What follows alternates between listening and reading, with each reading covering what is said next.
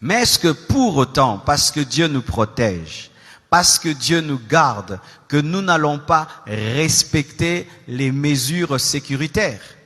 Est-ce que parce que Dieu nous garde, parce que Dieu nous protège, que nous allons continuer à nous saluer et mettre les mains sur nos bouches?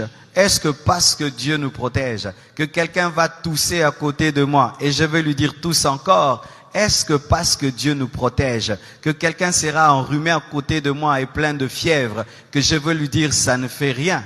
Non. L'équilibre. Je n'ai pas peur de la mort. Je n'ai pas peur de la maladie, mais je ne dois pas tenter Dieu. La Bible dit que vous boirez des breuvages mortels et vous ne mourrez point. Mais est-ce que pour autant tu vas prendre le poison? Si par mégarde on t'empoisonne, Dieu te protège. Mais si tu sais que le plat est empoisonné, tu ne le prends pas. C'est pourquoi nous devons, malgré que nous sommes des chrétiens, respecter les mesures sécuritaires. On ne se salue plus avec les mains. Amen. Nous devons, malgré que nous sommes des chrétiens et que nous n'avons pas peur, nous ne devons pas tenter Dieu. Amen. Nous devons. Alors nous ne devons pas nous moquer de ces églises. Nous entendons en Europe, elles ont fermé. Ah, le pasteur n'a pas la foi. Le pasteur n'a pas la foi. Le pasteur n'a pas la foi. En Europe, il y a des gens qui ont été contaminés à l'église. Il y a des prédicateurs qui ont été contaminés. Il y a des familles de pasteurs qui ont été contaminées. Ce n'est pas parce que tu es chrétien que tu es fou. Amen. Ce n'est pas parce que tu es chrétien que tu sais qu'à l'école, il y a des enfants malades. Toi aussi, tu envoies tes enfants. Ce n'est pas parce que tu es chrétien que tu es médecin que tu ne vas pas porter le cache-nez. Ce n'est pas parce que tu es chrétien que tu ne vas pas laver les mains. Ce n'est pas parce que tu es chrétien que tu ne vas pas veiller sur ta santé. Sinon, il ne faut pas manger. Dieu va te nourrir. Il ne faut pas te laver.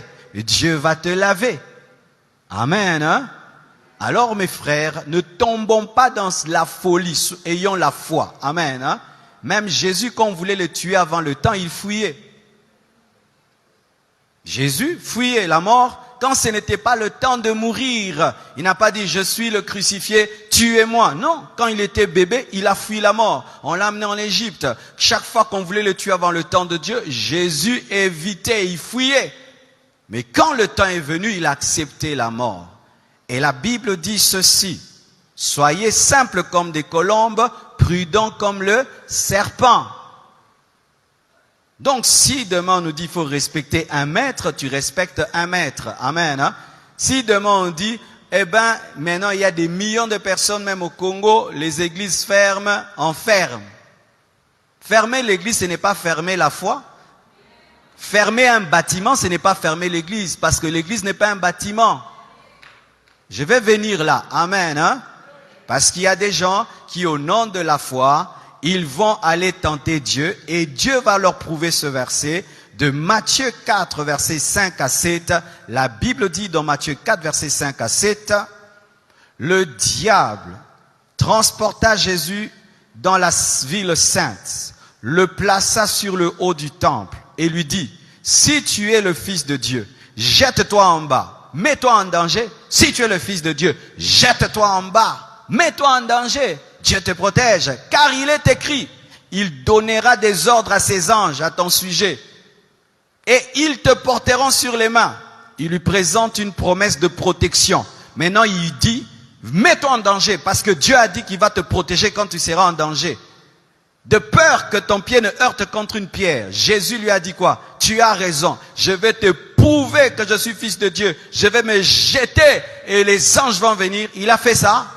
Il a dit quoi? Tu ne tenteras pas le Seigneur ton Dieu. C'est dire quoi? Tu n'obligeras pas Dieu à agir. On n'oblige pas Dieu à agir même s'il a promis.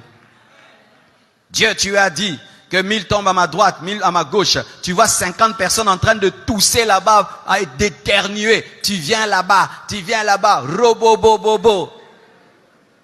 Aux Covid-40.